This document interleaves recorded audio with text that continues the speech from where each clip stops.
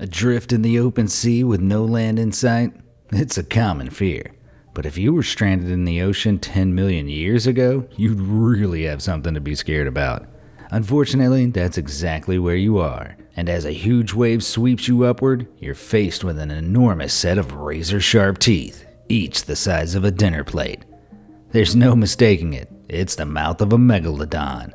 But before you're gobbled up by it, let's learn a thing or two about the biggest shark that ever existed.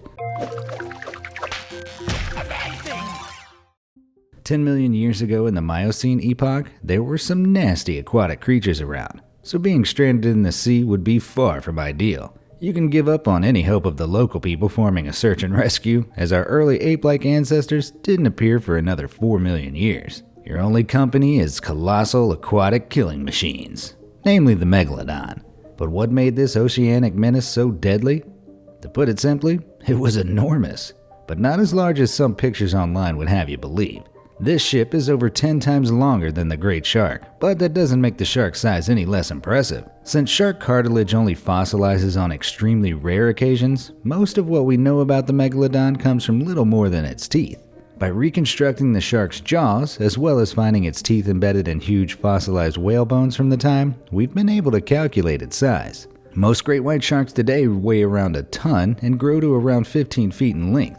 The Megalodon, by comparison, grew as long as 70 feet and weighed over 60 tons. That's 7 times the weight of a T-Rex. And in modern terms, it's almost double the length of a telephone pole and 10 times the weight of an African bush elephant. Female Megalodons were the larger sex, often as much as double the size of males. Like some modern species, female Megs gave birth to live young. But make no mistake, these were not cute little shark pups. Megalodon babies measured over 6 feet in length at birth. Put it this way, young Megalodons never needed to lie about their height on their Tinder profiles. It goes without saying that a shark this enormous consumed a lot of food. Experts estimate that it ate over a ton of food each day in order to stay alive. To the Megalodon, a meager human meatbag like you would be little more than an appetizer, and a measly one at that. And with an 11-foot wide mouth, the Meg could put away even the largest of today's great whites with the ease of complimentary olives. But a regular main course for the Megalodon was something most animals today would never dream of trying to tuck into: whales. The warm climate of the Miocene afforded a boom in aquatic plants, which in turn allowed larger life forms to thrive in the oceans. This included whales, which in turn provided an abundant resource for keeping Megalodon bellies full. As a matter of fact, this intricate system of trickle-down abundance was essential to the Meg's reign, and when the seas cooled millions of years later, the Meg went with it. But more on that later. While the Megalodon could easily take down massive prey, and often did, they generally favored smaller whales. The smaller ancestors of baleen whales, which exist today, were particularly common and provided a tasty snack when the Meg wasn't hunting bigger prey. Eating large sea animals requires an extremely forceful bite, which is something the Meg certainly possessed. Experts estimate the jaws of the Megalodon could produce a bite force of between 24,000 and 40,000 pounds per square inch.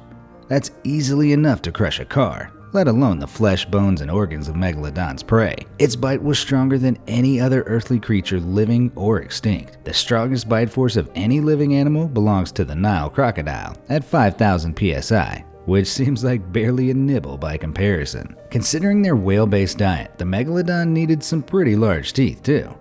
Fossilized Meg teeth are commonly found in the 4 to 5 inch range, but 7-inch specimens have been found on a number of occasions. A tooth that size is larger than the average human hand, from palm to fingertip. If these predators still roam the waters, cage diving would be off the cards. Megalodons could tear open steel cages with their huge serrated gnashers as easily as opening a soda can. But in a time of huge prehistoric creatures, did the Megalodon have any competition? It seems likely. You won't be seeing any epic Megalodon versus Kronosaurus battles while stranded in the Miocene seas though. Contrary to popular belief, dinosaurs and Megalodons did not coexist. The first Megalodons likely appeared some 23 million years ago, while dinosaurs went extinct 66 million years ago. But there were still other deadly competitors.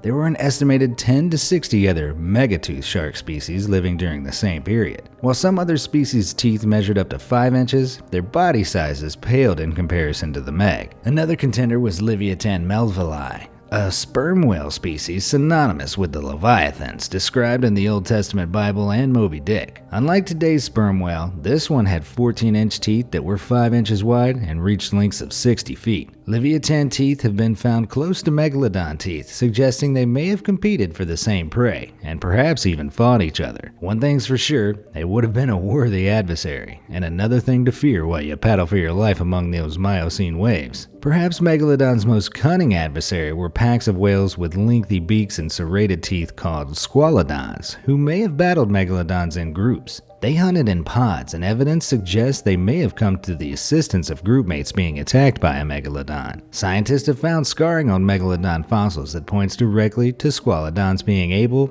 at the very least, to inflict significant damage on the Meg. There may have been resistance and competition, but as the abundant evidence of their existence shows, the Megalodon was almost certainly the apex predator of the Miocene oceans. But how can we accurately visualize a creature that existed so long ago? The Megalodon was a chronospecies, a singular species jutting off from the general evolutionary line, which means there are no ancestors around today. That being said, if you looked at the one about to take a chomp out of you, you'd probably notice some similarities to modern great white sharks. Of course, there's a huge size difference, but the likelihood is that, besides a broader dome-shaped head, a shorter snout, and a flatter jaw, the Megalodon was visually similar to the great white. In fact, the great white remains the closest living relative of the Meg. The giant shark is thought to have been semi-warm-blooded, a rare trait shared among sharks like the great white. This likely contributed to its success, and not just because it was able to hunt in cooler waters. The ability to generate body heat would have allowed the Megalodon, like the great white, to increase the strength of its vision as well as its intelligence. This, of course, means you'd be splashing around like a fool while the aquatic love child of Einstein and Godzilla slowly, intelligently plots your demise from below. That being said, the Megalodon still differed from modern great whites in many respects, particularly their hunting styles.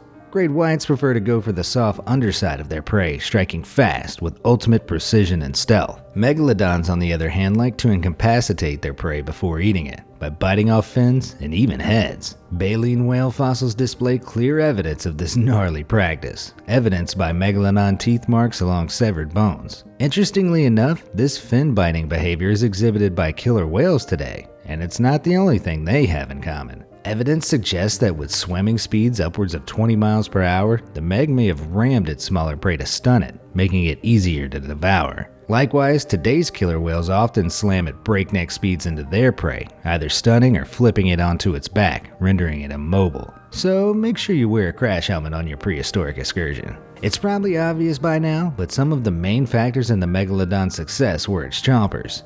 The Meg's ginormous teeth are even responsible for its Latin name, Carcharocles megalodon, which means big tooth. But when megalodon teeth were found in the Middle Ages, they were known as tongue stones. Their discoverers believed that they were petrified tongues of dragons and giant serpents. However, in 1666, Nicholas Steno noticed the similarities between these tongue stones and a shark head he was examining. He identified that they were in fact the teeth of a long-dead shark of incredible size. Steno decided to investigate how teeth like these ended up trapped inside rocks, and through this unexpected twist, the Megalodon inadvertently helped pioneer the field of geology. They weren't just big teeth and smiles after all. Dragon tongues or not, Megalodon teeth, which are often dangerously sharp even after millions of years, are among the most commonly found fossils on Earth. This is thanks to the Megalodon's success as predators and a slightly creepy trait they have in common with most sharks alive today. Sharks regularly shed teeth as they grow, forming deadly conveyor belts that move slowly outwards from inside their mouths, and the Megalodon did the same. Thanks to this process of constant replacement, the average Meg had 5 rows of teeth and around 276 teeth altogether. A damaged tooth could be replaced in as few as 48 hours, leaving the Megalodon constantly equipped to take down unsuspecting prey. Because Megalodons were constantly dropping old teeth, fossilized specimens have been found all over the globe, save for Antarctica. Even semi-warm-blooded sharks need relatively warm water and plenty of prey, so colder climates in the extreme north and south were a no-go. But aside from the chilly poles, thanks to their abundance, teeth have turned up in some pretty unusual places. The North Carolina coast of today is a hotspot for finding large concentrations of Megalodon teeth, as are the deserts of Chile and Peru. In fact, the Pisco Formation of Peru provided the largest specimen ever recorded at 7.4 inches long. Even the Sahara Desert has spat out a few teeth. But what are shark teeth doing in some of the driest places on Earth? Well, it involves Earth's slowly changing landmass and receding seas in the millions of years since the Meg reigned. As land bridges formed on the surface, oceans began to recede from the continents and inland bodies of water started to evaporate. Locations that were once thriving seas slowly turned into deserts, forcing most survivors out and killing those who became stuck. But in our modern coastal regions, on very rare occasions, we find more than just teeth. Fossilized Megalodon cartilage is occasionally discovered, allowing us to build a more accurate picture of the great oceanic beast. The most complete find was in 1860s Belgium, where 150 vertebrae were unearthed, helping us to paint a more accurate picture of the giant shark. But an even rarer fossil find is Megalodon poop. In South Carolina, several coprolites, or petrified poop, have been found among several Meg teeth. They averaged around 5.5 inches long, which compared to the Meg's 70-foot body, must have been like rabbit droppings. At least constipation wouldn't have been an issue. Unfortunately, constipation wasn't even on the cards when the Megalodon's reign ended. When the Pliocene epoch began 5.3 million years ago, the globe experienced cooling. This led to widespread reduction in the abundance of marine plants and sea life. In turn, the Megalodon's food ran into short supply, inevitably spelling disaster for a shark with such an appetite. By around 2.6 million years ago, the Megs were all gone. We still have a great deal to learn about our oceans, but despite what facepalm-worthy documentaries would have you believe, there's absolutely no evidence that the Megalodon still exists. If it did, we would likely have found newer specimens of the teeth it shed so frequently.